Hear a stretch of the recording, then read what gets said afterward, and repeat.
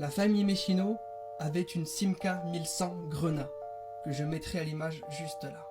Cette voiture-là, on ne la retrouvera pas. Depuis leur domicile jusqu'au domicile de leurs amis, il y avait 4 km. Et à 1h du matin, le 24 décembre, c'était brumeux. Il y avait énormément de brouillard et ils circulaient le long de la Charente. Alors, tout mène à croire que c'est un accident. Peut-être que Jacques avait un petit peu bu, en plus du brouillard. La piste est là.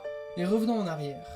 Le lendemain de la disparition, le 25 décembre, le frère de Jacques devait passer le réveillon du 25 avec eux.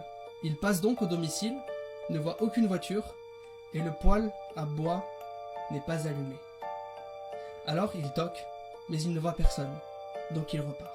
Le jour d'après, le voisin, l'amant de Pierrette, s'inquiète. Il ne voit toujours pas de voiture et le poêle à bois n'est toujours pas allumé. Alors il appelle le frère de Jacques. Le frère de Jacques appelle les gendarmes. Les gendarmes leur répondent que ce n'est rien. Ils vont revenir. Ils ont sûrement dû partir en vacances. La disparition ne va inquiéter personne. Jusqu'à une semaine après ce 24 décembre, le 31 décembre, les parents de Jacques vont appeler la gendarmerie. La gendarmerie va se déplacer au domicile des Méchineau et ce qu'ils vont découvrir est insoutenable. Insoutenable, non, ce n'est pas une vision d'horreur. Mais c'était comme si toute la maison était figée dans le temps. Les huîtres étaient là, la dinde était là, les cadeaux étaient posés au pied du sapin. Tout était prêt pour accueillir ce 24 décembre, pour accueillir ce 25 décembre et pour fêter un Noël incroyable avec leurs enfants. Tout était figé dans le temps, comme si leur disparition était non prévue. Alors, comme je l'avais dit au début, Jacques faisait du travail au black, notamment dans la réparation de voitures. Cet argent-là a disparu. Cet argent a disparu puisqu'il était en liquide caché sous le lit. Et c'est alors que démarre l'affaire Méchineau.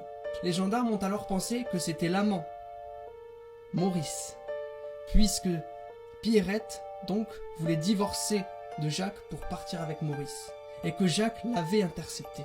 Jacques a à plusieurs reprises eu des gestes violents, physiquement et psychologiquement, envers Pierrette. Il se pourrait qu'il ait appris la tromperie de sa femme et que dans un excès de colère, il ait tué sa famille. Donc, la piste Maurice de l'amant ne tient pas. Il a été innocenté et fait d'ailleurs tout pour retrouver la famille Méchineau.